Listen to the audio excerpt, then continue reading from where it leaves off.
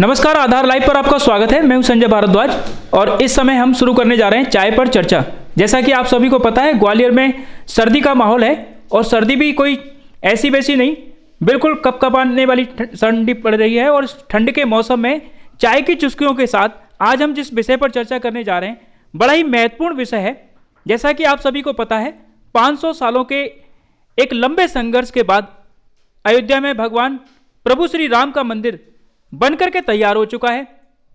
गर्भगृह के पास तक भगवान श्री राम की जो प्रतिमा है वो पहुंच चुकी है और 22 तारीख को विधिवत गर्भगृह में उनका जो पब्लिक के लिए लोकार्पण होगा। और इस मंदिर के लिए जो संघर्ष किया गया है, वो संघर्ष सिर्फ कार सेवकों के द्वारा नहीं किया गया, सिर्फ वकीलों के द्वारा नहीं किया गया, बल्कि पत्रकारों के द्वारा भी किया गया है। क्योंकि पत्रकारों ने समय समय पर अपनी कलम के द्वारा राम मंदिर के बारे में जो बात रखी, जो आवाज़ उठाई और जो सनातन संस्कृति की ध्वजा अपनी कलम से लहराई, वो भी काबिल तारीफ है। तो आज की चाय पर चर्चा पर आज हमने आमंत्रित किया है ग्वालियर के वरिष्ठ पत्रकारों को, और इनके साथ हम चर्चा में इनके जो अनुभव हैं राम मंदिर को लेकर के, इतना लंबा इन्होंने लिखा है उसको लेकर के, तो उस पर हम चर्चा करेंगे। लेकिन उससे पहले, कार्यक्रम की शुरुआत करने से पहले, आधार लाइव पर मैं चाहता हूं कि हमारे आधार लाइव के डायरेक्टर दिलीप शर्मा जी थोड़ा सा अपने आधार लाइव कंपनी के बारे में हमें बताएं कि किस तरीके से आधार लाइव की शुरुआत हम करने जा रहे हैं और हमारा क्या उद्देश्य है। दिलीप शर्मा जी। आए हुए सभी वरिष्ठ पत्रकारों को मेरा प्रणाम और आप आने के लिए बहुत बहुत धन्यवाद।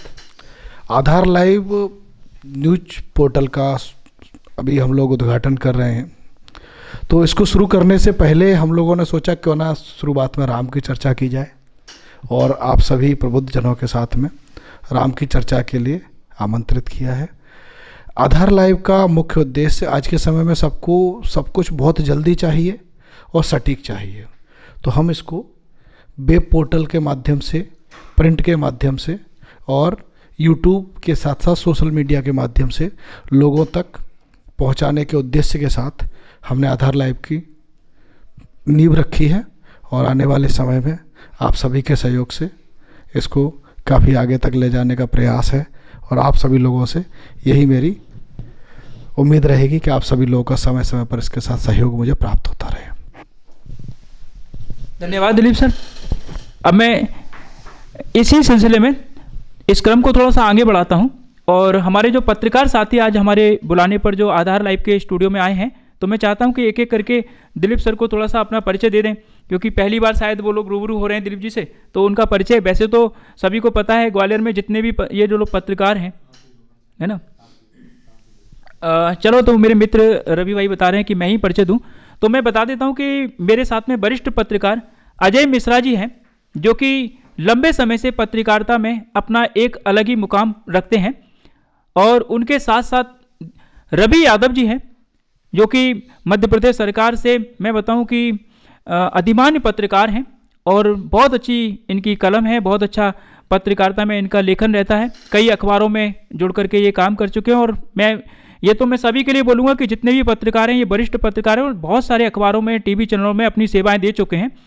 और हमारे साथ में सुरेंद्र श्रीवास्तव जी, जो कि लोकनाथ टीवी चैनल, आपने देखा होगा कि आजकल शहर के अंदर एक गाड़ी घूमती है और जगह जगह पर शासन की, प्रशासन की योजनाओं का बहुत अच्छे तरीके से प्रचार प्रसार करती है, कई कार्यक्रमों को लाइव प्रसारण भी करती है, और बहुत लंबे समय से पत्रकारिता में श्रीवास्तव जी अपनी सेवाएं दे रहे हैं।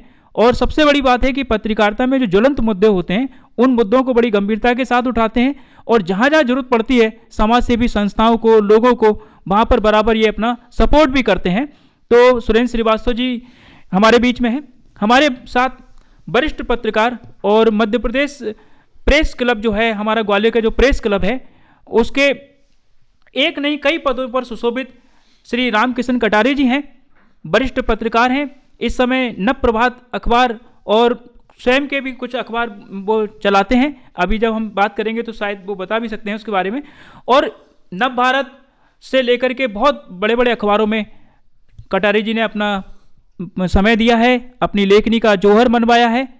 हमारे मित्र राजेंद्र झा जो कि संघर्ष न्यूज के नाम से एक टीवी चैनल भी चलाते हैं और अखबार का भी संचालन करते हैं, और बहुत लंबे समय से राजन जी भी अपनी पत्रकारिता का जौहर दिखा चुके हैं। और मैं आपको बता दूं कि राजन जी की एक खूबी और है कि राजन जी बहुत अच्छे सिंगर भी हैं। ये पत्रकारिता में तो अपनी कलम चलाते ही हैं, साथ साथ में इनकी मधुर आवाज़ भी कई कार्यक्रमों में हमें सुनने को मिलती है।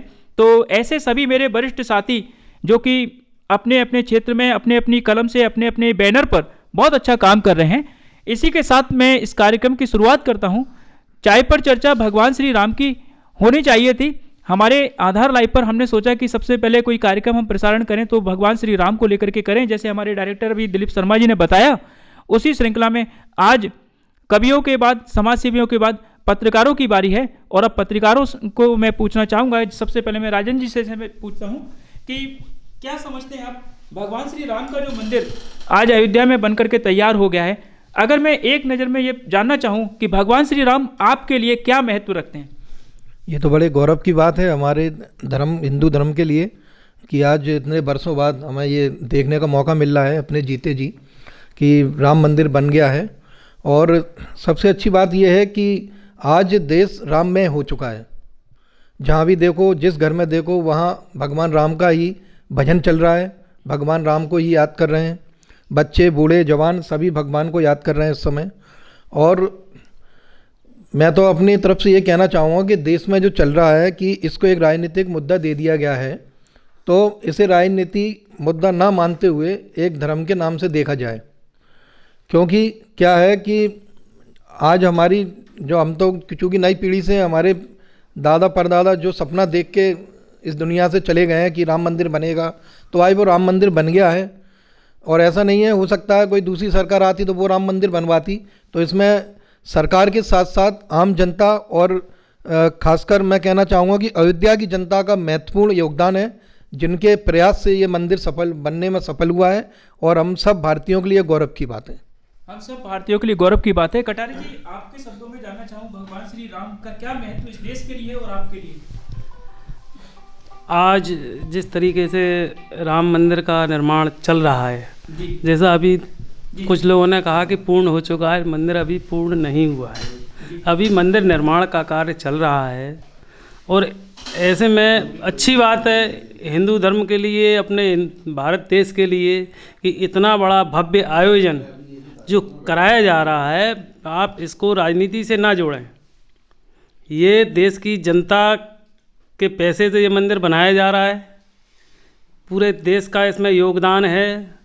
इसलिए अगर देश के सभी लोगों का योगदान ना होता तो इतनी भव्यता इस मंदिर के लिए नहीं मिलती। बिल्कुल सही बात। दूसरी बात आती है कि आज जो 22 जनवरी को जो कल उद्घाटन होगा, मैं एक ही मांग रखूँगा कि जो 22 जनवरी का जो कल उद्घाटन होगा, ये 22 जनवरी की जो केंद्र सरकार ने कल छुट्टी घोषित की है, ये 22 जनवरी अनवरत केंद्र सरकार अपने रोस्टर में डाल के सरकारी कैलेंडर में इस छुट्टी को घोषित करे, जिससे यह कार्यक्रम कल 22 जनवरी का ना होते हुए निरंतरता चलती रहे। इसके साथ ही हिंदुस्तान का दुर्भाग्य है कि छोटे छोटे त्यौहार आते हैं अन्य लोगों के, अन्य समाजों के, उन पर छुट्टियां घोषित कर दी जाती हैं। अपने हिंदुस्तान, अपने साहित्यों में लिखा है अजर अमर हनुमान जयंती पर भी एक छुट्टी घोषित करना चाहिए, जब तक कि, क्योंकि रामचंद्र जी के बिना हनुमान जी नहीं चलते और हनुमान जी के बिना रामचंद्र जी नहीं बनते। अगर रामचंद्र जी को इतनी महत्वता दी जा रही है तो हनुमान जयंती की भी एक घोषणा करे कि अनवरत छुट्टी जारी करे सरकारी कैलेंडर में, जिससे हनुमान और राम दोनों का जोड़ा चलता रहे।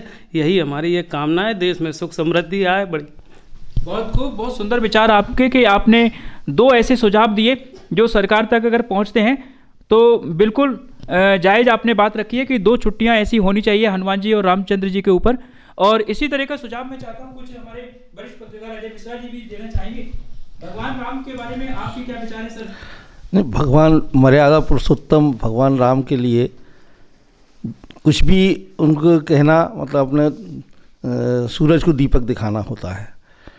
इसलिए अपन जो चल रहा है इस समय उसमें रमें। और सबसे अच्छा ये है कि सारे लोगों को राजनीति से ऊपर उठकर, दलगत राजनीति से और अपना भगवान राम के लिए श्रद्धा से अपना उनका पूजन करना चाहिए। जहाँ तक कई जगह कुछ ना कुछ आया है, मैं उसमें नहीं जाऊँगा, लेकिन 90 की कार सेवा का भी मुझे याद है कि 90 से पहले एक बार 2 बार कार सेवा हुई है, दोनों एक बार गोली चलाई थी। उस समय शायद मैं भी, उसका अनुभव है, मैं झांसी तक गया था और हाँ, कार सेवक के रूप में यहाँ से झांसी तक ही गए थे, झांसी पर रुक गए थे, फिर उसके बाद में आगे नहीं जा पाए। और जयभान सिंह पवैया जी भी उस समय साथ में हमारे थे। और उसके बाद में शायद पूरा मैं भी वहाँ झांसी में जो वीरांगना लक्ष्मीबाई को स्कूल जो है उसी में रोक लिया था सबको।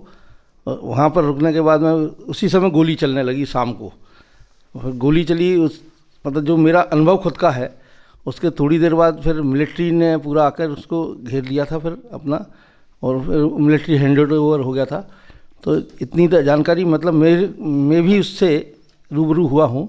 तो मैं ये चाहता हूँ कि अब जो बन रहा है और भव्य एक मंदिर बन गया है, इससे पहले भी मैंने नहीं देखा था, टूटा हुआ से भी पहले नहीं देखा था और टूटने के बाद भी नहीं देखा, लेकिन और अभी तक मैं अयोध्या नहीं गया। लेकिन अब मैं भी चाहूँगा कि उसमें जाकर, और हो सकता है मैं 1 से 7 फरवरी के बीच में मेरा विचार बन रहा है कि मैं जाऊं और मंदिर में एक बार दर्शन करके आऊं, और सभी लोगों को भी दर्शन जाके वहां करना चाहिए। मैं तो ये चाहूँगा कि मिश्रा जी, आप तो कई बार, हम पत्रकारों को कई बार आप और कटारी जी माउंट आबू ने कहाँ घुमाने ले गए हो, तो मैं तो चाहूँगा कि आप एक ऐसा कार्यक्रम बनाएं, आप दोनों लोग सब लोग मिलकर के, कि अपन सब लोग जाएं वहाँ मिलकर के, सब पत्रकार साथी एक साथ एक गाड़ी से जाएं। मैं तो ये चाहूँगा। हम कोशिश करेंगे कि सभी को लेकर चलें और वहाँ पर सभी के दर्शन कराएं, और प्रयास पूरा करेंगे। और इसके अलावा और भी जो भी कुछ है अपन देखते हैं, और कहीं जहाँ जाने का होगा वहाँ चलने के लिए मैं हमेशा प्रयासरत रहता हूँ। रवि भाई, अगर मैं आपसे जानना चाहूँ कि भगवान श्री राम आपके लिए क्या है, और आप अपने शब्दों में किस तरीके से उनको देखते हैं, क्या बयान करना चाहेंगे? निसंदेह हमारे आराध्य हैं भगवान श्री राम। मैं इतना कहूँगा कि जो 550 सालों का इंतज़ार था, उसके लिए पता नहीं कितने लोगों ने अपनी जान की कुर्बानियाँ दी। कई लोग कार सेवा के दौरान मारे गए, कई लोग क्या बोलते हैं सजाएं भुगती कई लोगों ने जेलों में जाके, कई लोग विकलांग भी हुए, लाठीचार्ज हुआ और उस तरीके की घटनाएं हुई जब कार सेवा चल रही थी। तो उनकी मेहनत आज रंग लेके आई है कि वो मंदिर बन के तैयार हो रहा है। कुछ भाग रह गया है उसका, लेकिन ये है कि जहाँ स्थापना हो रही है वो एरिया बन चुका है पूरा। और कल वहाँ विधिवत रूप से श्री रामलला की मूर्ति प्रतिस्थापित हो जाएगी, प्राण प्रतिष्ठा हो जाएगी। इसके अलावा एक चीज़ और कहना चाहूँगा मैं कि जैसे चल रहा है कि श्री राम आ रहे हैं। अरे श्री राम गए कहाँ थे? श्री राम तो यहीं थे। श्री राम को बच्चा बच्चा भारत का जानता है। भारत तो छोड़ो, विदेशों में भी श्री राम की पूजा होती है। और यही कारण है कि कल 50 से अधिक देशों के प्रतिनिधि वहाँ एकत्रित हो रहे हैं जहाँ श्री राम की पूजा होती है। श्री राम को जानने का अवसर बच्चे बच्चे को रामानंद सागर द्वारा रचित रामायण के द्वारा भी दिया गया। 90 के दशक में जब वो सीरियल आता था तो शहर की सड़कें सूनी हो जाती थी, और आज भी सूनी है। तो ये कहना गलत है, और इसके ऊपर फिजूल खर्ची करना भी गलत है कि ये जो बड़े बड़े अखबारों में विज्ञापन दिए जा रहे हैं कि भाई श्री राम आ रहे हैं। श्री राम तो थे वहीं, क्यों दिए जा रहे हैं भाई? इस पैसे को आप और डेवलपमेंट में लगाइए ना। जैसे आज अयोध्या में डेवलपमेंट हो रहा है, अच्छा हो रहा है, नो डाउट। आज अयोध्या विश्व की सबसे सुंदर नगरी बनने जा रही है। तो ऐसे अन्य स्थान भी बने जहाँ जहाँ श्री राम गए थे, काम भी चल रहा है। तो जो पैसा है, पैसा तो सरकार का ही है ना, जो सरकारी विज्ञापन चल रहे हैं। वही सरकार वही कहना चाह रहा था कि जो पैसा विज्ञापनों पर खर्च किया जा रहा है वो जनता का पैसा है, सरकार का तो है नहीं। अगर विज्ञापन देना है तो निजी अपने अकाउंट से दें, जो भी नेता हैं, मुख्यमंत्री हैं। दूसरी बात यह कि श्री रामलला का कल प्राण प्रतिष्ठा हो रही है, तो उसमें सभी को बढ़ चढ़ के भाग लेना चाहिए और कम से कम अपने घर पे 5 दीपक जलाना चाहिए। बहुत अच्छा सुझाव है आपका। हमारे वरिष्ठ पत्रकार श्रीवास्तव जी से मैं चाहूँगा कि एक मुझे लगा कार सेवकों ने तो जान दी, जैसे कि हमारे अजय भाई तो कार सेवक के रूप में भी अपनी मतलब छाप छोड़ चुके हैं, लेकिन पत्रकारों ने भी कम मेहनत नहीं की रामलला के लिए लिखने के लिए, और अनवरत लिख रहे हैं। कल हम जब सेमिनार कर रहे थे, ये वाला चर्चा कर रहे थे, तो कुछ कवियों ने भी बताया, कल कुछ समाजसेवियों ने बताया कि राम का चरित्र कुछ ऐसा है कि पता नहीं कितने हजारों लाखों ग्रंथ लिख चुके हैं अभी तक, फिर भी राम के चरित्र को पूरा लिख ही नहीं पाए। इतना विशाल चरित्र है उनका कि उसको अभी तक किसी भी किताब में बंद किए नहीं जा सका। हम आधा घंटे की चर्चा में शायद उनके चरित्र पे तो बात नहीं कर सकते, लेकिन हम इस पर जरूर चर्चा कर सकते हैं कि भगवान राम का वजूद तो सबको मालूम है, कण कण में बसा हुआ है, लोगों के रोम रोम में बसा हुआ है। लेकिन अगर मैं एक पत्रकार के नाते आपसे जानना चाहूँ, ये आप कितनी बड़ी उपलब्धि मानते हैं देश के लिए, सनातन संस्कृति के लिए, कि भगवान राम का आज वहाँ पर जो मंदिर बन रहा है इतने 500 सालों के बाद बन रहा है। क्या आपको लगता है कि हम वो मतलब हमारा जो जन्म हुआ है इस युग में हुआ है, हम इतने भाग्यशाली हैं कि 500 सालों में हमको ये सौभाग्य प्राप्त हुआ है कि भगवान श्री राम वहाँ पे विराज रहे हैं जहाँ हमारे पूर्वज देखते थे, चाहते थे, लेकिन वो पूजा नहीं कर पाते थे, लेकिन हमें वो सौभाग्य मिलने वाला है कि हम वहाँ पूजा कर सकेंगे। देखिए, राम थे, हैं और रहेंगे। जो हमारे पूर्वजों ने देखा कि कुछ समय पहले राम का जन्म वहीं हुआ था, लेकिन बीच में कुछ लोग आए, उन्होंने तोड़ फोड़ करके उसको एक मस्जिद का रूप दे दिया था, ठीक है ना। तो मेरा कहना ये है कि जो लोग कह रहे हैं कि राम आ रहे हैं, जो रवि भाई ने बताया, मैं भी उनकी बात से सहमत हूँ कि वो ना कभी कहीं गए थे, यहाँ हैं और यहाँ रहेंगे। रही बात उनके चरित्र की, तो चरित्र उन्होंने क्या है, नीति को बताया है।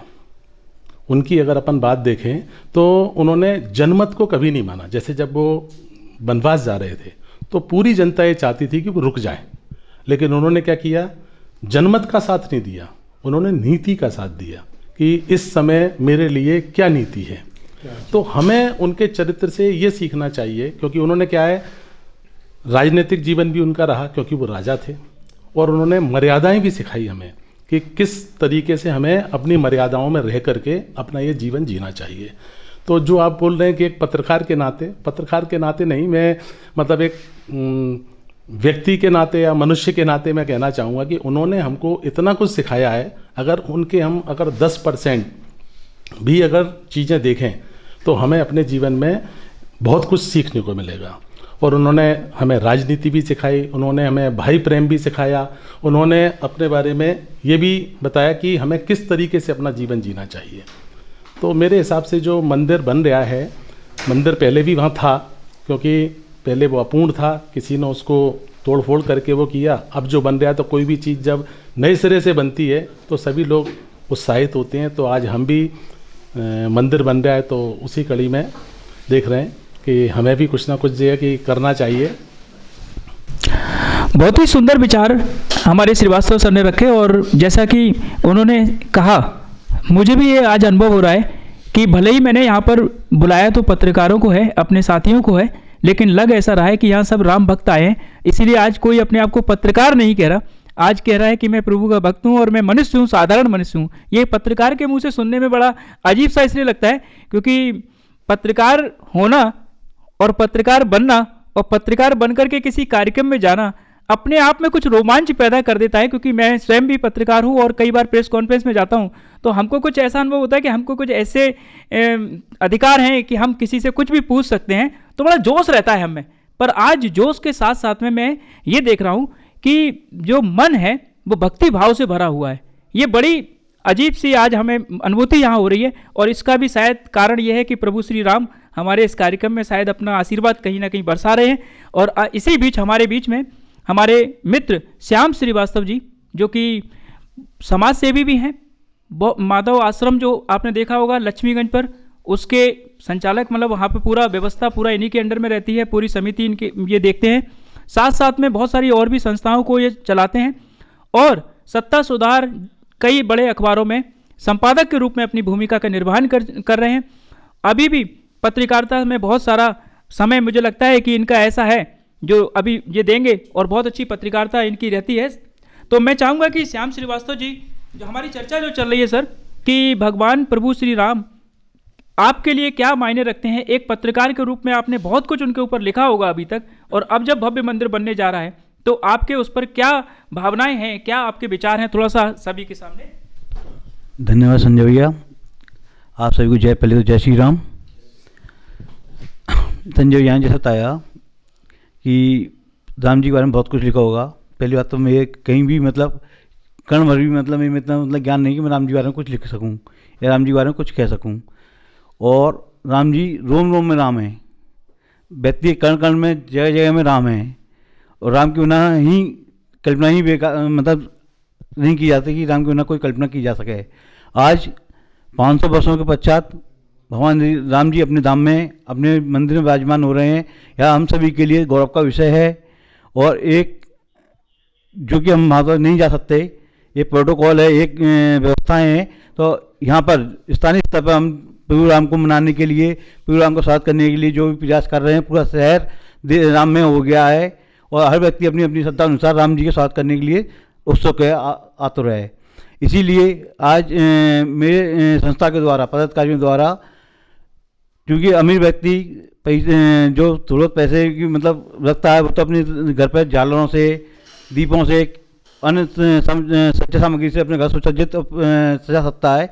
लेकिन जो स्लम बस्तियों में रहने वाले मजदूर हैं, जो 2 वक्त की रोटी भी मतलब बड़ी उससे कमा पाते हैं, उनके लिए संस्था के पदाधिकारियों ने 201 पैकेट, जिसमें 11 दीपक, बाती, 200 ml तेल की शीशी, मिष्ठान और रंगोली, ऐसे 201 पैकेट तैयार करके पूरे स्लम बस्तियों में शहर में वितरित करने का एक प्रयास किया है कि भावी लोग अपने राम जी स्वागत दीपमालाओं से कर सकें। जय श्री राम।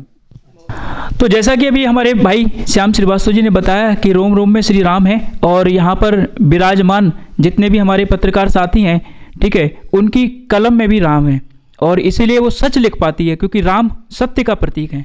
तो ऐसे ही हमारे एक भाई राज दंडोतिया जी, जो कि जाने जाते हैं तेज आवाज़ के लिए, धारदार बात कहने के लिए और बिंदास बात करने के लिए। इनका फेसबुक पेज ऐसी घटनाओं से भरा पड़ा है, जहाँ पर ये हमेशा है ना, मतलब कहते हैं ना कि पत्रकारिता में कई बार चीड़ फाड़ भी करनी पड़ती है, तो ये उसके लिए जाने जाते हैं। तो मैं चाहूँगा कि भगवान श्री राम के लिए 2 शब्द हमारे मित्र राज दंडोतिया जी भी बताएं कि प्रभु श्री राम इनके लिए क्या है। और भव्य मंदिर तो कल बनकर के तैयार हो गया और वहाँ प्राण प्रतिष्ठा भी हो जाएगी, लेकिन इसका क्या प्रभाव पड़ने वाला है हमारे जीवन पर। सभी को भगवान रामलला की हार्दिक शुभकामनाएं और वंदन अभिनंदन। साथ में आप सब लोगों से एक अनुरोध जरूर करूँगा कि भगवान राम चर्चा का विषय नहीं है। भगवान राम वो मूर्ति है, वो आदर्श है, वो उद्देश्य है कि जिसको जितना समझोगे उतना ही कम है। आपको याद दिला दें कि भगवान राम को मर्यादा पुरुषोत्तम राम क्यों कहा जाता है। आज के युग में भगवान राम को हर आदमी को स्मरण करना चाहिए, और स्मरण करने के साथ में जीवन में भी ढालना चाहिए। क्योंकि मेरी उम्र 60 साल की हो चुकी है, और आज मैं 60 साल 21 दिन का हो चुका हूँ। तो मुझे भगवान राम ज़्यादा प्रिय हैं, क्योंकि भगवान राम, लोग राम राज्य की कल्पना करते हैं, तो राम राज्य की कल्पना तो नहीं करता मैं, मगर मैं राम जैसे पुत्र की कल्पना जरूर करूँगा, जिन्होंने अपने पिता के एक वचन निभाने के लिए सर्वस्व त्याग दिया, और इसीलिए उन्हें मर्यादा पुरुषोत्तम राम कहते हैं। अब बात करते हैं रामलला की प्राण प्रतिष्ठा की।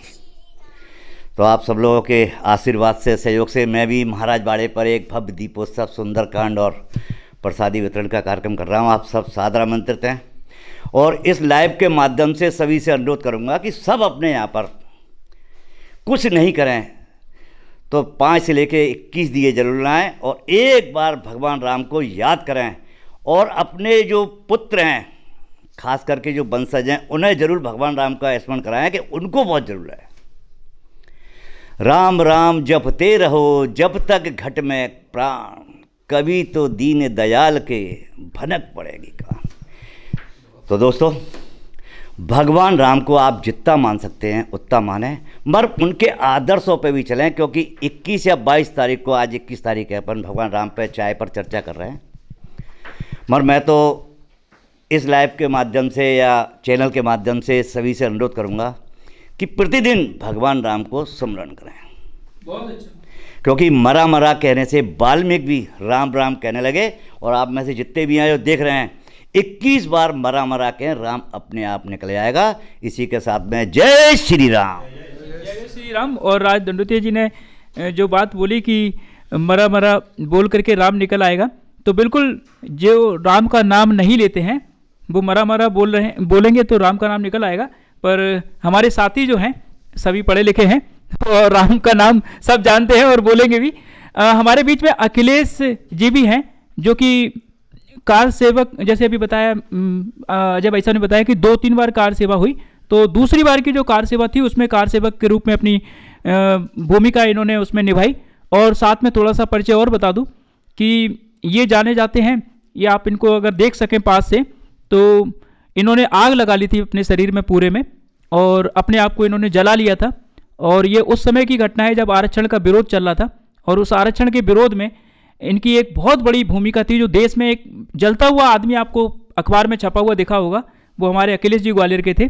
तो लेकिन हमारा सौभाग्य है कि आरक्षण मुक्ति के लिए ये लड़ रहे थे और आज भी लड़ रहे हैं, और ऐसी शख्सियत आज हमारे बीच में मौजूद हैं।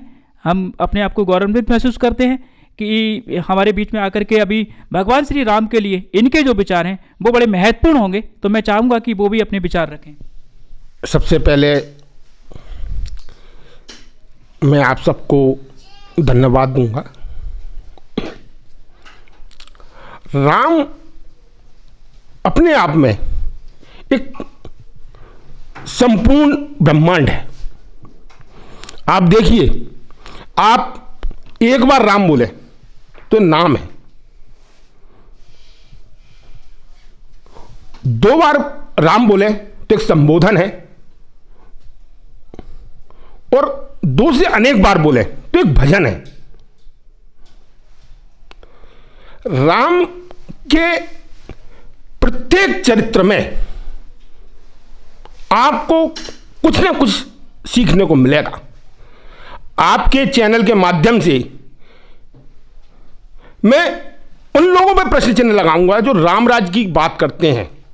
आप देखिए, समरसता का सबसे बड़ा उदाहरण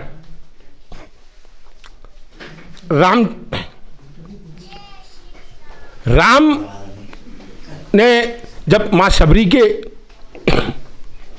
बेर खाए तो आज की राजनीतिक परिभाषा में कहेंगे अनुसूचित जाति की थी। उसी प्रकार जब राम का अभिषेक हुआ, उस समय जो राम का घराना था वो इस धरातल का सबसे बड़ा राजघराना हुआ करता था। आज जितने बड़े नाम हैं, कपिल मुनि, सब उसी घराने के नाम है। लेकिन राम राज्य के मुख्य अतिथि कौन थे? निषाद राज, जो आज की परिभाषा में अनुसूचित जनजाति से आते हैं। मतलब राम राज्य की परिकल्पना देखिए कि उन्होंने समरसता का कितना अच्छा उदाहरण दिया। उन्होंने कभी भी अपने बल का दुरुपयोग नहीं किया। आप वो घटना देखिए, जब श्वेतबंद रामेश्वरम राम सेतु का बनना था, तो राम चाहते ही तो एक धनुष से, एक तीर से समुद्र सुखा सकते थे, लेकिन उन्होंने पहले विनय की। एक बुंदेलखंड की भाषा में बहुत अच्छा कविता आता है कि हाथ जोड़कर खड़े राम जी, हाथ जोड़ सिंधु किनारे खड़े राम जी, हाथ जोड़कर खड़े राम जी, सिंधु किनारे राम जी। वो विनय करते हुए उनसे कहते हैं कि सागर हमको तुम दो कोई रास्ता बतलाए, पर गरल बने थे अपने घमंड में, उछल उछल के वो दिखलाए, और देखना शांत हो सागर को, तब प्रभु राम ने लिया धनुष उठाए। मतलब उन्होंने धनुष कब उठाया?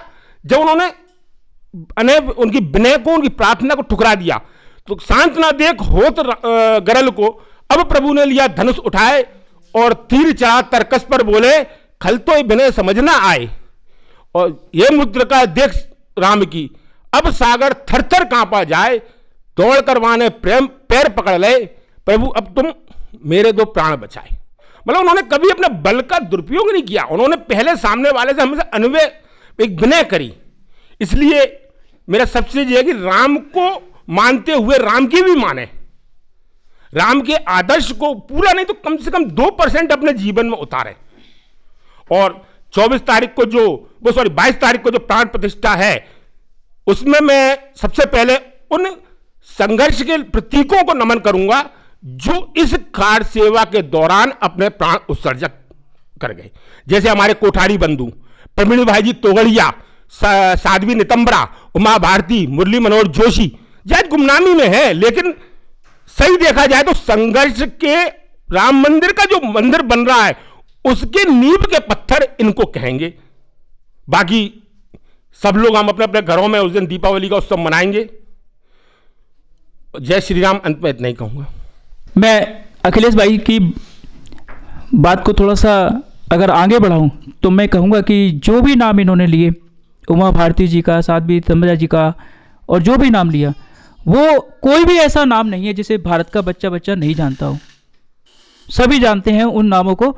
और राजनीतिक दृष्टि से अगर हम देखें तो हो सकता है वो परिदृश्य से अभी बाहर हैं, लेकिन अगर हम आध्यात्मिक दृष्टि से देखें, राम मंदिर के योगदान की दृष्टि से देखें, तो वो कहीं ना बाहर हैं और ना कभी बाहर हो पाएंगे। क्योंकि एक बार जब कोई किसी योगदान में दे देता है अपने किसी भी कार्य में, तो वो कभी उसका ख़त्म नहीं होता। इसी के साथ में मैं आपको थोड़ा सा बताना चाहूँगा कि हमारे बीच में इसी बीच हमारे इस कार्यक्रम के मतलब मुख्य आधार स्तंभ भी अगर मैं कहूँ तो अतिशयोक्ति ना होगा, क्योंकि ग्वालियर के सबसे वरिष्ठतम पत्रकारों में जिनका नाम शुमार होता है, और ABP news, India TV, NDTV, जाने कितने ही बड़े बड़े सैटेलाइट चैनल जो कि दिल्ली में संचालित होते हैं, जब वो ग्वालियर में अपनी भूमिका देखते हैं कि ग्वालियर में मैं किसके हाथ में अपना माइक थमाऊं, तो उनको सिर्फ एक ही शख्स नज़र आता है, और वो है हमारे परम श्रद्धेय देवश्री माली जी, जो कि ग्वालियर में हर बड़े चैनल का आधार स्तंभ रहे हैं और अभी भी हैं। अभी भी कई चैनलों को वो देखते हैं। और नए आजकल जो जनरेशन की मीडिया आ रही है वेबसाइट वाली, तो उसमें भी द सूत्र और द वायर जैसी जो संस्थाएं जब संचालित होती हैं दिल्ली से, तो वो भी देवश्री माली जी को ही पकड़ती हैं कि भाई साहब आप आइए, थोड़ा सा समय दीजिए। ऐसे देवश्री माली जी हमारे बीच में हैं और कई किताबें, एक नहीं कई किताबें ये लिख चुके हैं। पत्रकारिता जगत में मुझे नहीं लगता कि इनके बारे में ज़्यादा मैं कुछ बता पाऊंगा, क्योंकि इनका तो पूरा का पूरा खुद के ऊपर भी एक किताब लिख जाए तो कम ना होगा। ऐसे देवश्री माली जी हमारे बीच में आए, हम स्वागत करते हैं। और मैं चाहूँगा कि वो भगवान श्री राम के ऊपर बहुत कुछ लिख चुके हैं, बहुत कुछ। तो अपने शब्दों में आज इस अवसर पर जब भगवान श्री राम की कल प्राण प्रतिष्ठा होने जा रही है, किस तरीके से ये सब पूरा माहौल देखते हैं जो देश के अंदर हो रहा है, वो खुद ही बयान करेंगे। सर, सबसे पहले आज के इस आयोजन के लिए मैं आयोजकों को बधाई देता हूं और धन्यवाद देता हूं कि उन्होंने मुझे यहाँ आमंत्रित किया, अपने दोस्तों से मिलाने का एक अच्छा मौका हमें प्रदान किया। भगवान राम के बारे में बोलना किसी भी भारतीय के लिए सूरज को दीपक दिखाने जैसा है, क्योंकि राम रोम से बना है और रोम शरीर होता है, तो शरीर का रोम रोम जो है राम को समर्पित रहता है। तो इसलिए उनके बारे में कुछ, क्योंकि भारत और राम दो अलग चीज़ें नहीं हैं। राम ही भारत है और भारत ही राम है। क्योंकि हम जब राम राज्य की बात करते हैं तो यही बात करते हैं कि राम राज्य का मतलब किसी राजा का राज्य नहीं, क्योंकि राजा तो बहुत सारे लोग हो चुके हैं और राम सबसे कम समय तक राज्य करने वाले राजा थे। क्योंकि संयोग कहें, दुर्भाग्य कहें, उन्हें बहुत अधिक समय तक राज्य करने का अवसर कभी मिला नहीं, या ये समझो कि उन्होंने कभी इसके लिए स्वप्रेरित भी नहीं किया कि हम राज्य करें। राज्य कैसे किया जाए ये उन्होंने अपने जीवन के जरिए बताया, और राज्य कैसा होना चाहिए यह उन्होंने अपने आचरण के जरिए बताया। तो हम सब जानते हैं कि जो मर्यादाओं का पालन करना, राजधर्म जिसको कहते हैं, राजा का मतलब होता है राजधर्म का पालन करने वाला। तो उन्होंने बताया कि राजा को क्या करना चाहिए और क्या नहीं करना चाहिए। राजा थे ही नहीं वो जब वो वनवास गए थे, राजपाट उनको मिलने वाला था, लेकिन उन्होंने बताया कि राजपाट मिलने के पहले, बाद में मिल भी जाए तब भी उसको क्या आचरण करना चाहिए, ये भगवान श्री राम ने हमको बताया। चूँकि कल प्राण प्रतिष्ठा है, पूरा देश उत्साह और उमंग के साथ उनकी प्रतीक्षा कर रहा है कल के आयोजन की।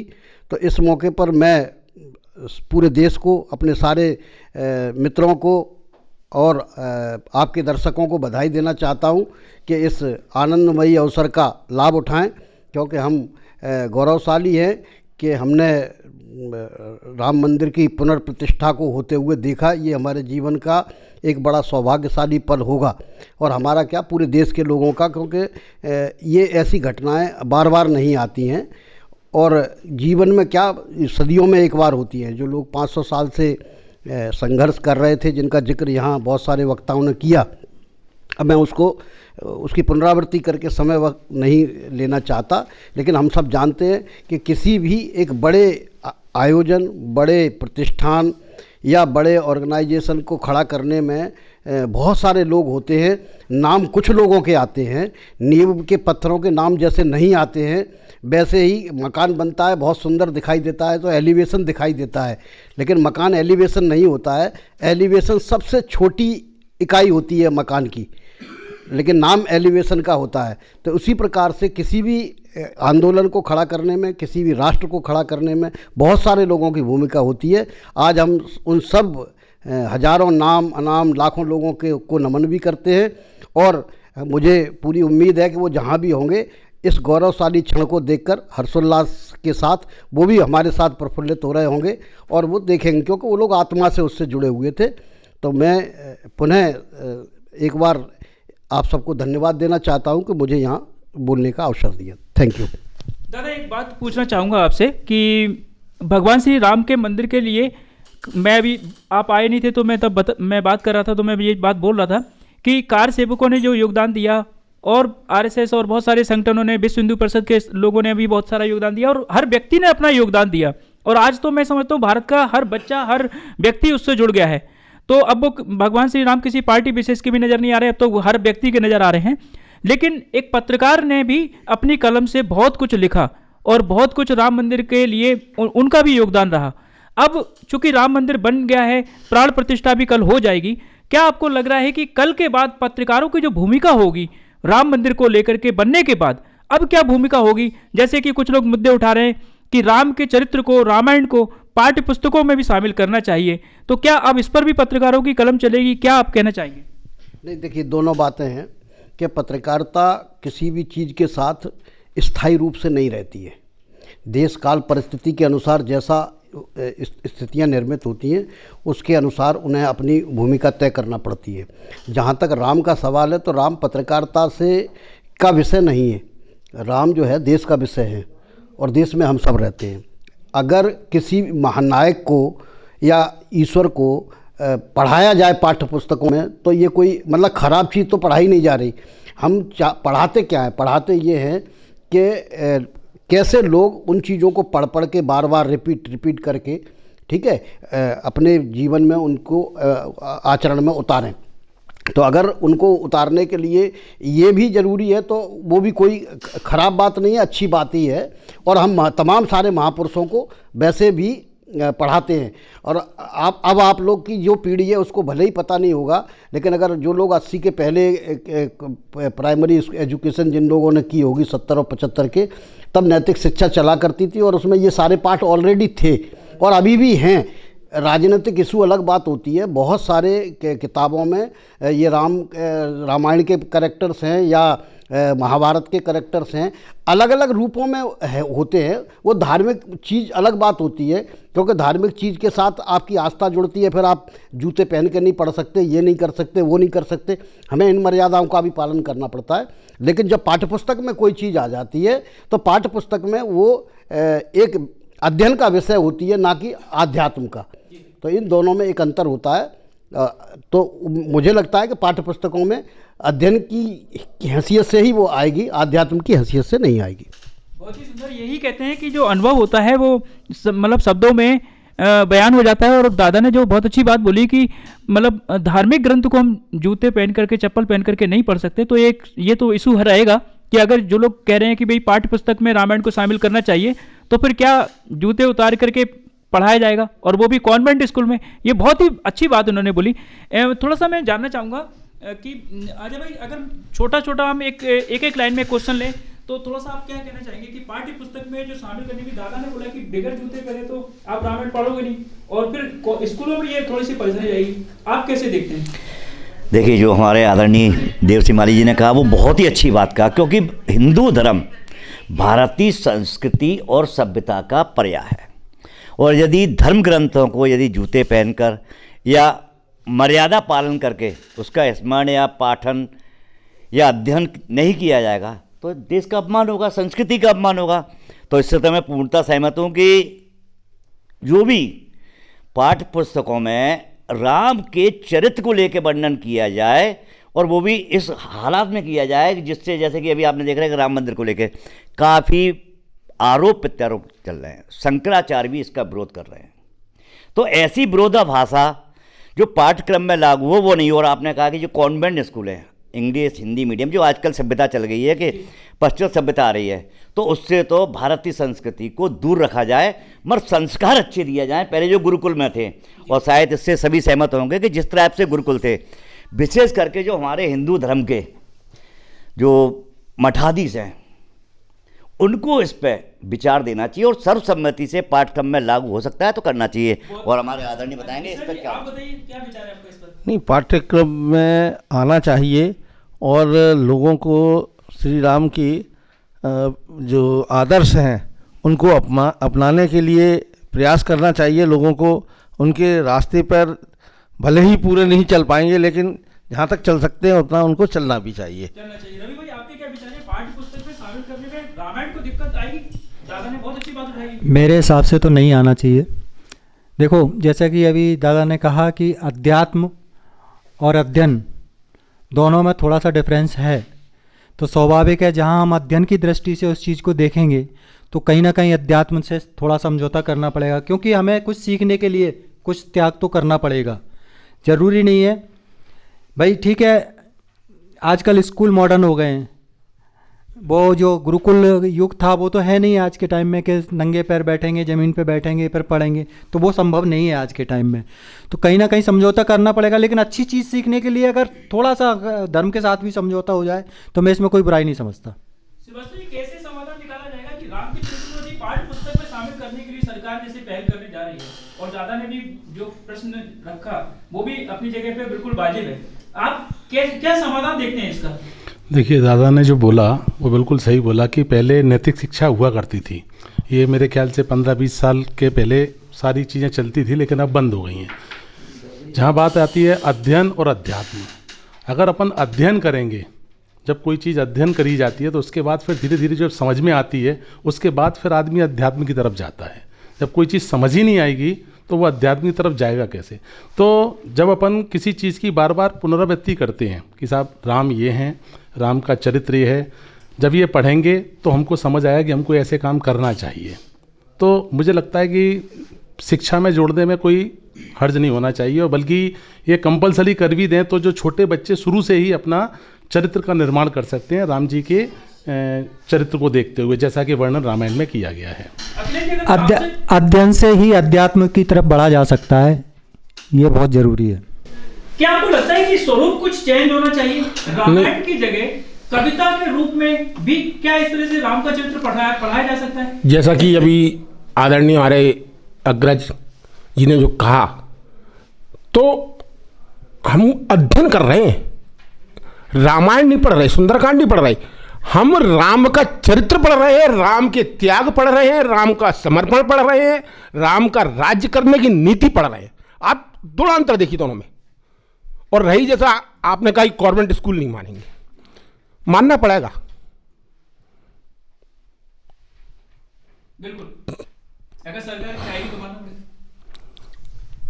उसमें भी लिखा है कि भय बिन प्रीत ना हो तो गोपाला, भय दिखाएंगे। देश हमारा है, यहां हम तय करेंगे, ये भाव रहना चाहिए। और दूसरी बात देखो, गुरुकुल पद्धति जो थी उसमें हम चाहे राजा का बेटा हो चाहे रंग का बेटा हो वो गुरुकुल जाता था। धीरे धीरे चेंजेस आया गया, उपाध्याय पद्धति आ गई।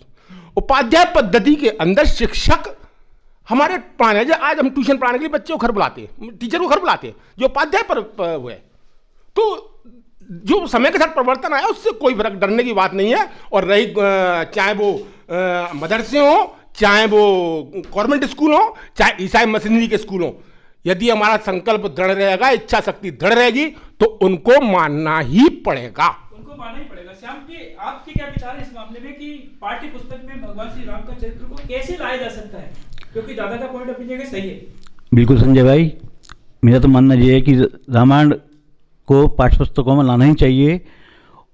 हाँ, इसमें कंप्रोमाइज़ ये किया जाता है कि इसमें रास्ता देखा जाए तो वैसे तो अपन जो शिक्षा ग्रहण करते हैं अपने हिंदू धर्म में माँ सरस्वती को शिक्षा की देवी माना गया है, और अगर शिक्षा अपन ग्रहण करते हैं, जब अपन जूते पहन के वो ग्रहण कर सकते हैं, तो रामायण को पढ़ना भी कोई मतलब रामायण के बारे में जो प्रसंग दिए जाएंगे उसमें पढ़ने के लगेंगे। लेकिन इसमें रास्ता जी निकाला जाता है कि जूते बाहर उतार के ही क्लास के कक्षा के बाद जूते उतारे जाएँ और व्यक्ति को शिक्षा ग्रहण, बच्चों को शिक्षा ग्रहण कराया जाए। एक यही रास्ता सबसे बेहतर है।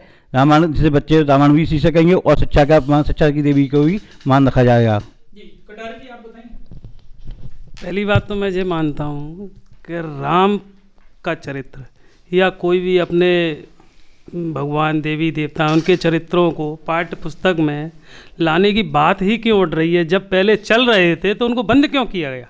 क्या कालिदास, मुंशी प्रेमचंद जी, अपने कई ऐसे पुराने हाँ सभी थे, सब पढ़ाए जाते थे, बंद क्यों किए गए जो आज पढ़ने की बात आ रही है? क्या हम हिंदुस्तानी नहीं हैं? आज इस पृथ्वी पर जो भी है वो भगवान राम को मानता है, चाहे वो ईश्वर के रूप में मांगे, अल्लाह के, गॉड के, इसी के रूप में है तो जाके एक ही ईश्वर। बार बार एक ही बात को क्यों केवल मैं? आज स्थिति देश में ये है कि भाई ये पाठ्य पुस्तक मैंने चालू किया, भाई जब चल रहा था तो बंद क्यों किया? प्रश्न ये कोई नहीं उठाता है।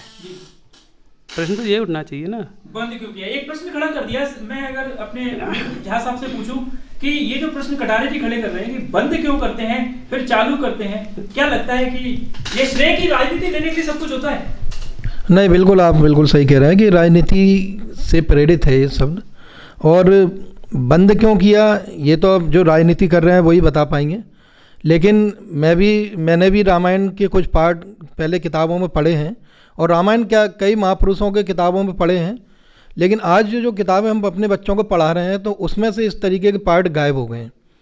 तो ये पार्ट तो उसमें आने चाहिए, और बहुत अच्छी बात है ये कि मतलब अगर ये पार्ट शुरुआत से अगर बच्चों को पढ़ाए जाएंगे तो बच्चे भी संस्कृति को समझेंगे, अपने आराध्यों को समझेंगे कि आखिर क्या है, और वो उनके संस्कारों पर चलेंगे और आगे देश बढ़ेगा। धन्यवाद। एक बड़ा ही महत्वपूर्ण प्रश्न मैं दादा से अभी करूंगा, और शुरुआत दादा से कर रहा हूं क्योंकि उनका अनुभव हम सबसे ज़्यादा है।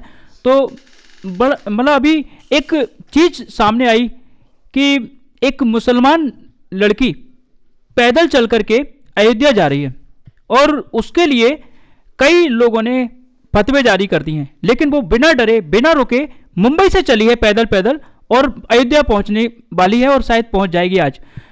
अब मुझे समझ में ये नहीं आ रहा कि बहुत सारे मुस्लिम समाज के ऐसे लोग हैं जो भगवान राम के लिए बहुत सारी तैयारियां कर रहे हैं, और कुछ ऐसे लोग भी हैं जो फतवे जारी कर रहे हैं। मैं दादा से थोड़ा सा ये समझना चाह रहा हूं, चूंकि मतलब इनकी बहुत अच्छी पकड़ है हर समाज के हर वर्ग के ऊपर, कि दादा क्या लगता है भगवान श्री राम का जो मंदिर बन रहा है इससे हिंदू मुस्लिम की एकता को और बल मिलेगा, या जो खाइयां पहले से थी वो थोड़ी सी और बढ़ जाएंगी? नहीं, ये मुझे लगता है कि ये सब चीज़ें छोटी मोटी हैं और ये लोग करते रहते हैं, क्योंकि कुछ लोगों को प्रचार के लिए भी तरीका होता है। कुछ लोग, देखिए समाज में सारे लोग एक जैसे नहीं रहते हैं, किसी भी समाज में नहीं रहते हैं। अपन मुसलमानों को आइडेंटिफाई कर सकते हैं, हिंदुओं में भी बहुत सारे लोग ऐसे होंगे जो नहीं है, बोल रहे हैं नहीं बोल रहे, लेकिन हम उनको आइडेंटिफाई नहीं करते हैं, है ना। लेकिन जो बहुसंख्यक लोग हैं, ठीक है ना, भारत जो है ना सांप्रदायिक सद्भाव का देश है, और इसमें सभी धर्मों को मान्यता भी प्राप्त है, उनको रहने का, उनको अपना आराधना करने का अधिकार है। मुसलमान तो बाहर से आए, लेकिन हमारे जो सनातन धर्म है उसमें से पहले बौद्धिस्ट निकले, फिर जैनिज़्म निकला, 1000 साल पहले सिख निकले। ये तो मुख्य धर्म है जो हमारे देश में है ही। ये मुसलमान तो नहीं है ना, लेकिन नहीं मानते क्योंकि थोड़ा थोड़ा डिफरेंस रहता है। तो ये ऐसा भारत में ही संभव है, दुनिया के ज़्यादातर देशों में ऐसा संभव नहीं होता है कि आप बहुत सारे धर्मों को एक साथ आप चल पाओ, कि आप पूरी तरह से अपनी जो लगता है। लेकिन हाँ, नेशनल कंट्रीब्यूशन जो होता है, जो एक दूसरे के भगवान के प्रति आस्था रखना, क्योंकि हमारी जो मान्यता है, भारतीय जो सनातन धर्म की मान्यता है, वो मान्यता ये है कि कण कण में भगवान है, भगवान के बिना आदमी जिंदा ही नहीं रह सकता। ठीक है, और आराधना का तरीका कुछ भी हो, आदमी याद किसको करता है? भगवान को, है ना। नाम उसका कुछ भी हो सकता है, आप हिंदी में लोगे, अंग्रेजी में लोगे, तमिल में लोगे, कन्नड़ में लोगे, है ना, याद तो भगवान को ही करोगे ना। तो ये एक मान्यता है। तो इस तरह की छोटी मोटी चीज़ों को जो फतवे अतवे, ये दुकानदार लोग होते हैं और ये सिर्फ पब्लिसिटी के लिए करना चाहते हैं। और इसमें हमारी मीडिया का भी एक बड़ा योगदान रहता है कि हम ऐसे लोगों को ढूंढ के लाते हैं, कंट्रोवर्सी क्रिएट करते हैं। अगर वो जो है ना बताना बंद कर दें, दिखाना बंद कर दें, तो निश्चित तौर पे ऐसा कोई फतवा जारी होगा ही नहीं। हम लोग सब मीडिया से जुड़े हुए लोग हैं, हम लोगों को सब पता है कि क्या चीज़ चलेगी, ऐसा लोग करते हैं। ठीक है, कभी कभी मीडिया के लोग खुद भी जाके उन्हें बताते हैं कि आप ऐसा कह दो या ऐसा कर दो तो आप चल जाओगे। ये जो करने वाले लोग हैं, ये भारत का प्रतिनिधित्व नहीं करते, ये छोटे थोड़ी थोड़ी विचारधाराओं का प्रतिनिधित्व करते हैं। क्योंकि जो चाहे भगवान राम हो, चाहे कृष्ण हो, चाहे शंकर जी हो, चाहे बाकी लोग हों, ये पूरे देश का प्रतिनिधि हैं। ठीक है कि नहीं? क्योंकि हमारे यहाँ भगवान और इंसान अलग अलग नहीं है। कड़कड़ में जब भगवान है, रोम रोम में जब भगवान है, तो अलग कैसे हो सकता है वो? तो कौन क्या कहता है, इससे कोई बहुत फर्क नहीं पड़ने वाला। दादा बस ये पूछना चाहूंगा, बस कि इसको मैं समापन पे ये ले जा रहा हूँ कि आप थोड़ा सा ये बताएं कि कल की क्या तैयारी है आपकी? अब कल की, हम तो टेलीविज़न के आदमी हैं, तो सुबह 6 बजे से लेकर के और जब तक प्राण प्रतिष्ठा नहीं हो जाएगी, कहीं ना कहीं बैठ खड़े होकर लाइव ही कर रहे होंगे, है ना। ठीक है, बिल्कुल जो दादा ने कहा उसमें मैं भी सहमत हूँ। और बाकी ये है कि कल दीप जलाएंगे और बस भगवान का स्मरण करेंगे, वैसे तो रोज ही करते हैं। क्या स्पेशल करने वाले हैं कल कोई अच्छा सा एक राइटअप लिखेंगे बढ़िया, और होना भी चाहिए, जो हम लोगों का काम है उसमें हम बिल्कुल आगे तत्पर रहेंगे। दूसरा मैं कहना चाहूँगा, जो सभी ने उमा भारती वगैरह का नाम लिया, इसके साथ मैं कहना चाहूँगा, अगर उत्तर प्रदेश में कल्याण सिंह मुख्यमंत्री नहीं होते और प्रधानमंत्री पीवी नरसिम्हा राव नहीं होते, तो आज यह दिन देखने को कभी नहीं मिलता, क्योंकि पूरी तरीके से उनका अंदरूनी सपोर्ट था कि तोड़ दी जाए। कल वैष्णवी सेवा संस्थान कंपू पर सुंदरकांड और हनुमान चालीसा राम भजन के साथ बद्दों के बीच में राम जी स्वागत किया जाएगा। और मेरी तरफ से पूरे मतलब लगभग सभी जगह दीप प्रज्वलित कराए जाएंगे वृद्धाश्रमों में। कल भावको यार बस्ते एक दुखभजनी माता का मंदिर है, वहाँ पे दीप उत्सव होगा।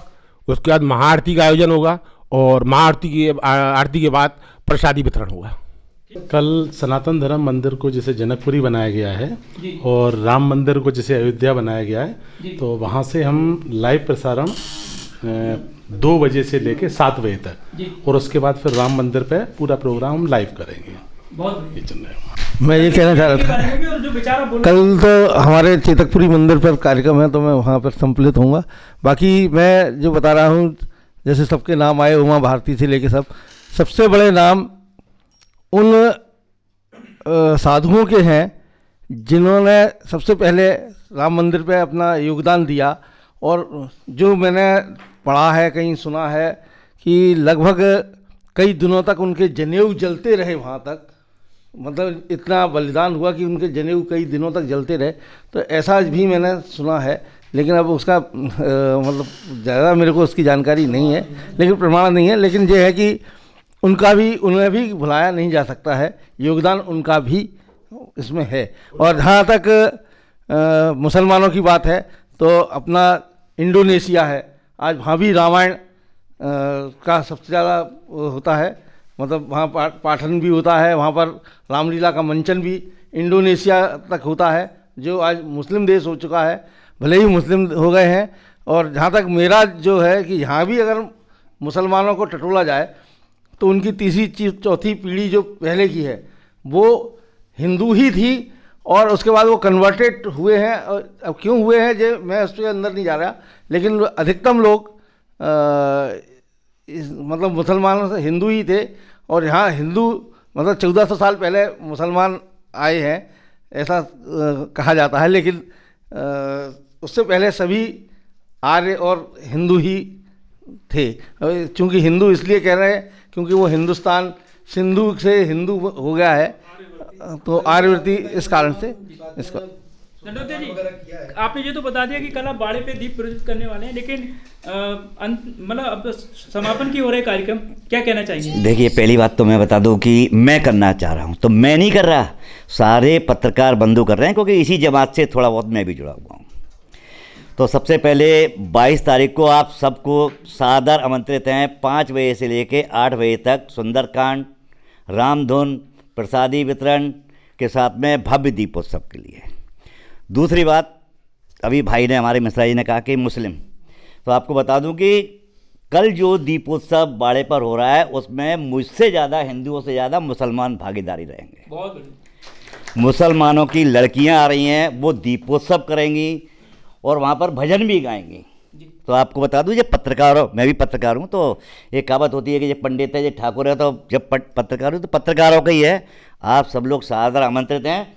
और अयोध्या में जैसे ही राम की प्राण प्रतिष्ठा होगी, हम उम्मीद करते हैं कि ग्वालियर, चंबल संभाग की सुख समृद्धि के लिए भगवान राम ग्वालियर जरूर आएंगे। और पूरा महाराज बाड़ा ही नहीं, ग्वालियर चंबल संभाग, क्योंकि चंबल की माटी के से हैं अपन तो ग्वालियर में भगवान राम जरूर आ रहे हैं। और 7 बजे आप सब सादर आमंत्रित हैं। और देखना कि कैसा कौमी एकता का संगम होगा। बहुत बढ़िया, बहुत बढ़िया। मुसलमान, महिलाएं, पुरुष वहाँ पर जरूर आएंगे। रवि भाई कुछ शायद कहना चाह रहे हैं, तो रवि भाई की बात पूरी करेंगे फिर। अभी बात उठ रही थी फतवे की, तो मैं उस पर ये बोलना चाह रहा हूँ कि फतवा जारी, ये हिंदुस्तान है, फतवे मायने क्या रखते हैं यहाँ? फतवे जो जारी करते हैं वो समाज विशेष के कुछ लोगों को खुश करने के लिए किए जाते हैं। दूसरी बात, जो फतवे जारी करते हैं वो पूरे मुस्लिम समाज का नेतृत्व नहीं करते हैं, कुछ वर्ग विशेष का नेतृत्व करते हैं, जो डिबेट में या टीवी पे आने के लिए, अपने आप को शो अप करने के लिए इस प्रकार के कार्यक्रम करते हैं। बाकी फतवे हिंदुस्तान में कोई औचित्य नहीं रखते हैं, क्योंकि हिंदुस्तान अपने संविधान के हिसाब से चलता है, फतवों के हिसाब से नहीं, तो ये कोई मायने नहीं रखते। दूसरी बात, जैसा कि अभी बताया कि कौन क्या कर रहा है, तो भैया मैं अपने साथियों के साथ मिल कर के पर्यटन स्थल लक्ष्मण तलैया पर बहुत भव्य आयोजन करवाने जा रहे हैं हम। वहाँ सुबह 6 बजे से आयोजन स्टार्ट हो जाएगा और देर रात्रि तक चलेगा, जिसमें दीपदान भी है, सुंदरकांड भी है, भंडारा भी है, सारे आयोजन है उसके अंदर। तो एक बार आप सभी इस डिबेट में शामिल हुए हैं, सभी एक साथ बोलेंगे जय श्री राम। अभी दंडोतिया जी, ये कार्यक्रम पूरी तरीके से धार्मिक डिबेट है। इस धार्मिक डिबेट में अपन श्री रामचंद्र मर्यादा पुरुषोत्तम भगवान की बात कर रहे हैं। चाय पे चर्चा कार्यक्रम में निश्चित तौर पर जैसे चाय में उबाल आता है, ऐसी मतलब चर्चा खत्म होते होते हमारी चर्चाओं में भी उबाल आ गया और अचानक गर्माहट का एहसास होने लगा। और बहुत अच्छी बात यह है कि बहुत अल्प समय में, सुबह लगभग 7 साढ़े 7 बजे से मैंने फ़ोन लगाने शुरू किए थे अपने सभी मित्रों को, और 10 बजे तक शायद मैंने कुछ लोगों को फ़ोन लगा दिए थे, सभी लोगों को। और इतने अल्प समय के अंदर आप सब लोग इस कार्यक्रम में आए, पधारे, और हमें भगवान श्री राम के बारे में इतनी सटीक जानकारियाँ आपने जो रखी, अपने विचार अपने व्यक्त किए। आधार लाइव पर आप सभी का इस कार्यक्रम में आने के लिए मैं बहुत बहुत आभार व्यक्त करता हूं। और साथ ही मैं चाहता हूं कि चूंकि आप इस मौके पर आए हैं और पत्रकार हैं, और ये पत्रकार संस्थान हमने ये शुरू किया है, तो मैं चाहूँगा कि हमारे आधार लाइव के बारे में कुछ 2 वचन आप बोल कर जाएंगे तो हमें बड़ी खुशी होगी। और सबसे पहले मैं ये माइक दूंगा हमारे दादा को कि हमें वो आशीर्वाद अपना प्रदान करें। आधार लाइव को मैं बधाई देता हूं कि एक तो उन्होंने आज एक महत्वपूर्ण विषय पर डिबेट रखी है, और दूसरी मैं शुभकामनाएं देता हूं कि वो समाज के प्रति अपनी जो जिम्मेवारी है उसका एहसास करते हुए समाचार चैनल का संचालन करेंगे, और साथ में समाज को कुरीतियों से दूर रहने के लिए, जागरूक करने के लिए भी प्रोग्राम तैयार करेंगे। क्योंकि भीड़ जो है, भीड़ का हिस्सा बनना आसान काम होता है, लेकिन भीड़ के हिस्से को कभी भी आइडेंटिफाई नहीं किया जाता है। जो भीड़ से अलग होते हैं उन्हें ही याद किया जाता है। तो इसलिए मुझे पूरी उम्मीद है कि खबरों की जो भीड़ है, चैनलों की जो भीड़ है, उसमें आधार लाइव शामिल नहीं होगा, अपना एक मुकाम हासिल करेगा और इसके लिए प्रतिदिन विचार भी करेगा कि हमारी जिम्मेवारी क्या है, और प्रतिदिन तय भी करेगा कि हमें क्या करना चाहिए जिससे समाज का भला हो, देश का भला हो और पत्रकारिता का भला हो। बहुत बहुत धन्यवाद। मैं दिलीप शर्मा जी आपको बहुत बहुत बधाई देता हूं, और आपको और आपकी पूरी टीम को। और मेरा तो केवल इतना ही कहना है कि जैसे अभी दादा ने बताया कि खबरों में कोशिश करें अपन कि जनहित के मुद्दों को लेके आएँ, क्योंकि अब देखते जा रहे हैं कि अभी जो भी चैनल आते हैं टोटल मतलब किसी एक पार्टी में हो जाते हैं। तो मैं समझता हूँ ऐसा इस चैनल के साथ मैं उम्मीद नहीं कर रहा हूँ कि ऐसा होगा। जो भी है, आज देख रहे हो स्वास्थ्य शिक्षा ग्वालियर की बात करें तो बहुत दयनीय स्थिति है इस समय। तो इसको लेकर अगर हम आवाज़ उठाएंगे और शासन प्रशासन तक पहुँचाएंगे तो बहुत अच्छा, और लोगों की दुआएं भी मिलेंगी और लोग काम भी देंगे। धन्यवाद। शर्मा जी को मैं बहुत बहुत धन्यवाद देता हूँ। अभी शायद पूरी तरीके से चालू हो चुका है या नहीं ये मेरी जानकारी में, तो आपने स्टार्टिंग जो राम भगवान के कार्यक्रम से की है। राम का मतलब होता है राष्ट्र, माँ का मतलब होता है मर्यादा। राष्ट्र की मर्यादा के लिए राम ने जन्म लिया था, और हर चीज़ की मूल आधार जिसका दृढ़ संकल्प होता है, इस चैनल से अपने आधार आपने नाम रखा। तो आप इसी परंपरा के साथ आपकी जहाँ जहाँ तक प्रसारण हो उसकी मर्यादा को बनाए रखें, यही हमारी कामना है। बहुत बहुत शुभकामनाएँ। बहुत बहुत धन्यवाद। आधार लाइव के लिए उनकी पूरी टीम को हार्दिक हार्दिक शुभकामनाएँ। और शर्मा जी से आग्रह है कि आधार लाइव अपने समाज में अपनी जिम्मेदारी को निभाते हुए उन्नति के पथ पर अग्रसर रहता रहे और वह भीड़ से अपना अलग मुकाम बनाए, और उनको पूरी टीम को हार्दिक हार्दिक शुभकामनाएँ। बहुत बहुत धन्यवाद सर। आधार लाइव की पूरी टीम को, शर्मा जी को हार्दिक बधाई। और आपसे इतना ही कहेंगे कि नवयुग का प्रक्षालन तुमको करना है, किरणों का लालन पालन तुमको करना है। कहाँ क्या हो रहा किसी से कुछ छुपा नहीं। अब इस क्षेत्र में नया संचालन तुमको करना है। धन्यवाद। आधार लाइव को हमारी तरफ से बहुत बहुत शुभकामनाएं। और वही जो दादा ने बोला कि भीड़ का हिस्सा ना बने, कुछ नया और अच्छा करने की कोशिश करें तो अपनी एक अलग पहचान बनती है। भीड़ का हिस्सा ना बने। और चूँकि आपके साथ एक बहुत जिम्मेदार और बहुत अच्छे व्यक्ति हैं, तो मुझे नहीं लगता है कि जल्दी पहचान बनाने में आपको टाइम नहीं लगेगा। दिलीप शर्मा जी और संजय शर्मा जी को, पूरी टीम को और आधार लाइव न्यूज़ को बहुत बहुत शुभकामनाएं, धन्यवाद। हम उम्मीद करते हैं कि आप अपनी खबरों की, तीखी खबरों के माध्यम से एक विशेष स्थान बनाएंगे, ग्वालियर में निरंतर तरक्की करें, यही शुभकामनाएं, धन्यवाद। आधार की टीम को पूरी बहुत बहुत शुभकामनाएं। मेरा जो आपको सुझाव है वो ये है कि खबरें तो दिखाएं। अधिकतम क्या होता है, लोग नेगेटिव वाली अधिकतम लेके आते हैं, उस प्रकार से नहीं। अगर आपके पास नेगेटिव की पूरी जानकारी है, ठोस जानकारी है, तो उसको ज़रूर लगाएं। उसके लिए मैं वो नहीं करूँगा, लेकिन वैसे नेगेटिव खबर ना लगाएं तो अच्छा है। पॉजिटिव पे चलेंगे तो ज़्यादा अच्छा रहेगा। आधार लाइव की पूरी टीम को नव वर्ष 2024 की हार्दिक शुभकामनाएं। चैनल के शुभारंभ की हार्दिक शुभकामनाएं। राम मंदिर प्राण प्रतिष्ठा पर जो चाय पे कार्यक्रम रखा था चर्चा का, उसकी शुभकामनाएं।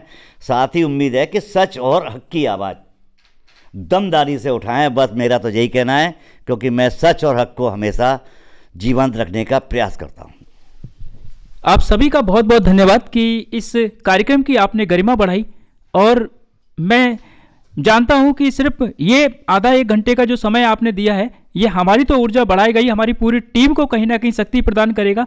और जो जो अच्छे विचार आपने व्यक्त किए हैं, हम उन सबको आगे लेकर के चलेंगे। और समय समय पर जब जब हमें ऐसा महसूस होगा कि हमारी शक्ति कहीं ना कहीं कम हो रही है, तो हम आप लोगों को पर्सनली तौर पर एक एक घंटे के लिए इनवाइट करेंगे, ताकि आपसे हम बहुत कुछ सीख सकें और इस चैनल को जो आप हमें बताएंगे उसके अनुसार थोड़ा सा आगे बढ़ा सकें। इन्हीं शब्दों के साथ मैं इस कार्यक्रम को यहाँ पर विराम देता हूँ। अगले कार्यक्रम में फिर मिलेंगे नई टीम के साथ चाय पर चर्चा में। तब तक के लिए मुझे इजाजत दीजिए। जय हिंद, जय भारत।